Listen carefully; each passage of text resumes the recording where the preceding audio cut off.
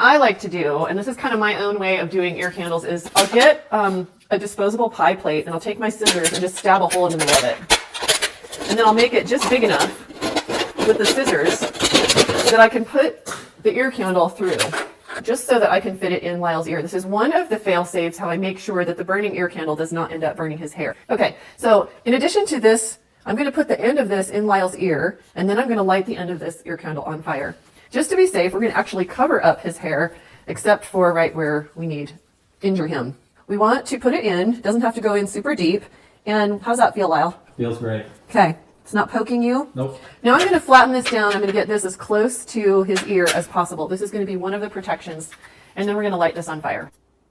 You can hear that, Lyle? Yep. So we're going to let this candle burn down a few inches, but when it starts to flop over, we're going to want to cut it off. When it burns down a little bit, we want it to burn and have a nice big flame on it, because it's creating heat that is pulling earwax up and out of the ear. It's melting it, it's creating a vacuum, it's melting it, and it's pulling it actually up into the bottom part of this candle. And you're actually going to see it. We're going to actually show you the contents of Lyle's ear off.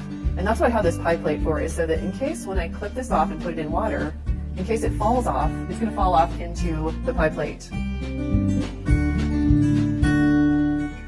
Burns down this far is when most of the work is being done. That's when the heat is melting the wax in the ear and it's drawing it up more. How do you feel, Lyle? When you hear any, some people can hear kind of like crackling sounds. Yeah, it sounds a little crackly, but it sounds more like I'm pan frying a fish or something. What do you think the crackling really is?